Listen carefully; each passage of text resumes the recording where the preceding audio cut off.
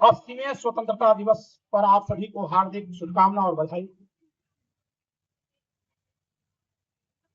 यह कार्यक्रम हमारे सोसाइटी के प्रांगण में हो रहा है, लेकिन आज का यह कार्यक्रम अपना राष्ट्रीय महत्व रखता है। यह ऐतिहासिक घटना से जुड़ा हुआ है जो 80 वर्ष पूर्व घटित हुई थी।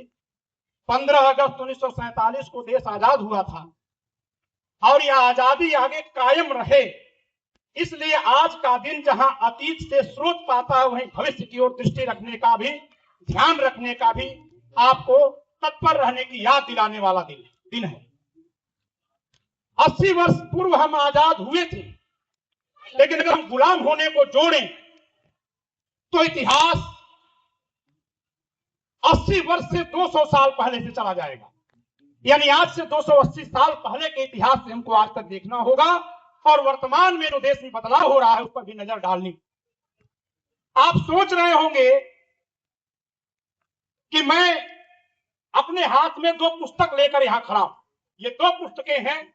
क्षमा चाहूंगा कि आज मैं इन 2 पुस्तकों के बारे में चर्चा करूंगा, क्योंकि यह देश की आजादी से जुड़ी हुई पुस्तकें, जिनमें से ये दूसरी पुस्तक जो है सच संविधान का, यह मेरे द्वारा लिखी गई पुस्तक है, जिसमें संविधान में तमाम जो बदलाव किए गए हैं जिनकी आम जनता को खबर नहीं है, जबकि आम जनता की जिंदगी संविधान से ही चलाई जा रही है।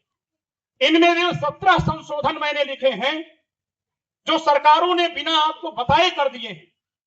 इस देश के लोग केवल एक अनुच्छेद जानते थे, अनुच्छेद 370। 40 साल तक अनुच्छेद 370 का नारा लगाया गया और 2019 में उसको शिथिल किया गया, लेकिन एक अनुच्छेद, अनुच्छेद 334, जो हमारे चुनाव लड़ने पर प्रतिबंध लगाता है, जो केवल 10 वर्ष के लिए था, उसको बढ़ाकर 70 साल बढ़ाया गया, 80 साल कर दिया गया। क्या आपको खबर है? किसी को खबर नहीं है। 7 बार उसको बदला गया। तो ये इस किताब में लिखा है, लेकिन इससे ज्यादा महत्वपूर्ण है यह दूसरी किताब। ये दूसरी किताब बहुत ज्यादा महत्वपूर्ण है क्योंकि ये भारत सरकार द्वारा छापी जा रही है, एनसीईआरटी की कक्षा 12 की किताब है। और परसों मेरे पास एक क्लास 1 रिटायर्ड अफसर आए, मेरा नाम पता पूछते हुए मेरे घर तक, और वो इस किताब को दे गए। यकीन मानिए, आप इस किताब में लिखे हुए से सहमत हो या असहमत हो, लेकिन विचलित जरूर हो जाएंगे। भारत सरकार की मुहर से लिखी गई एनसीईआरटी के 12वीं कक्षा की इतिहास की इस किताब में लिखा गया है कि हड़प्पा की मेसोपोटामिया जो सभ्यता है उसका विनाश इंद्र ने किया था। इंद्र ने नरसंहार किया है, ऐसा इस किताब के 18वें पेज पर लिखा हुआ है। इस किताब में लिखा हुआ है कि महाभारत में कुंती और पांडव, उनके जो 5 पुत्र थे, उन्होंने लाक्षागृह से अपने को बचाने के लिए, जो कुंती और पांडव क्षत्रिय थे, इस तरह से लिखा हुआ है, क्षत्रिय थे, उन्होंने अपने को बचाने के लिए निषाद जाति की एक महिला और उनके 5 बच्चों को मार डाला। और फिर सवाल बनाया गया है कि क्षत्रिय द्वारा निषादों की हत्या करना क्या उचित है?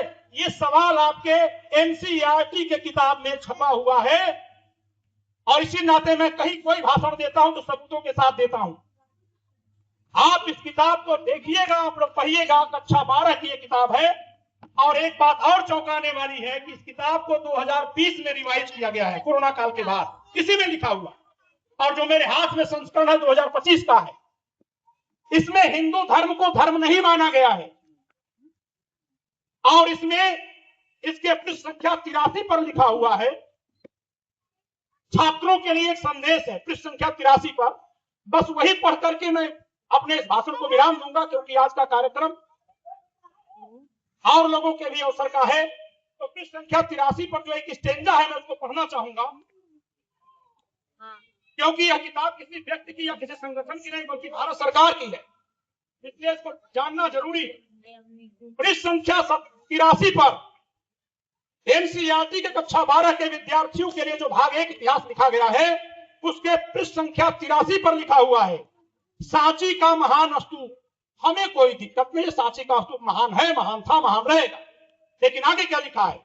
यदि आप दिल्ली से भोपाल की रेल यात्रा करेंगे तो आप एक पहाड़ी के ऊपर एक मुकुट जैसे इस खूबसूरत स्तूप को देखेंगे, कोई बात नहीं।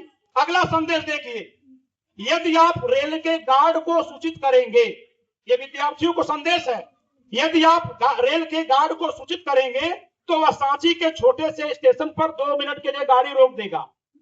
क्या देश की रेलगाड़ियां ऐसे चलती हैं?